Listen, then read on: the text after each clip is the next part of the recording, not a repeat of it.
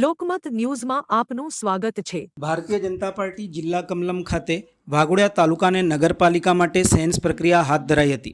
વાઘોડિયાના ધારાસભ્ય ધર્મેન્દ્રસિંહ વાઘેલા પણ આ અવસરે ઉપસ્થિત રહ્યા હતા। તેઓ તમામ મતદારોનો આભાર પણ વ્યક્ત કર્યો હતો। સ્થાનિક સ્વરાજ્યની ચૂંટણીના પરિણામો આવી ગયા છે। મોટાભાગે રાજ્યમાં કેસરીઓ લહેરાયો છે। ભારતીય જનતા પાર્ટી દ્વારા પ્રમુખ ઉપપ્રમુખ સહિતના હોદ્દાઓ માટે સેન્સ પ્રક્રિયા શરૂ કરવામાં આવી છે। વડોદરા જિલ્લા ભારતીય જનતા પાર્ટીના કાર્યાલય કમલમ ખાતે સેન્સ પ્રક્રિયા હાથ ધરાઈ હતી। વાઘોડિયા તાલુકાને વાઘોડિયા નગરપાલિકા માટે સેન્સ પ્રક્રિયા હાથ ધરાઈ હતી।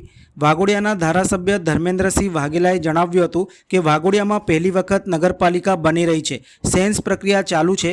પાર્ટી જે પણ કંઈ નિર્ણય કરશે એ સર્વને માન્ય હશે। વાઘોડિયામાં ખૂબ જ ઉત્સાહ છે। પહેલીવાર નગરપાલિકા છે। મતદારોએ બીજેપીના ઉમેદવારોને જંગી મતોથી જીતાડ્યા છે, જે બદલ તમામ મતદારોનો તેમણે આભાર પણ વ્યક્ત કર્યો હતો।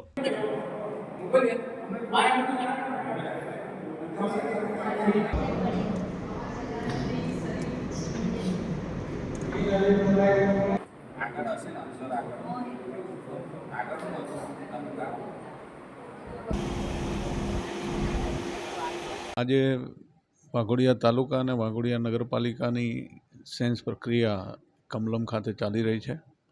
વાઘોડિયામાં પહેલી વખત નગરપાલિકા બની રહી છે અને આ સેન્સ પ્રક્રિયાની અંદર તમામ ઉમેદવારોના અને જે કંઈ પદાધિકારીઓ છે એ તમામની સેન્સ લેવામાં અત્યારે ચાલુ છે અને પાર્ટી જે કંઈ નિર્ણય કરશે એ સર્વને માન્ય હશે અને વાઘોડિયામાં ખૂબ ઉત્સાહ છે। પહેલીવાર નગરપાલિકા છે અને ઉત્સાહભેર લોકોએ ખૂબ મતદાન કરીને ભારતીય જનતા પાર્ટીના ઉમેદવારોને ખૂબે મત આપીને જંગી મતોથી જીતાડ્યા છે।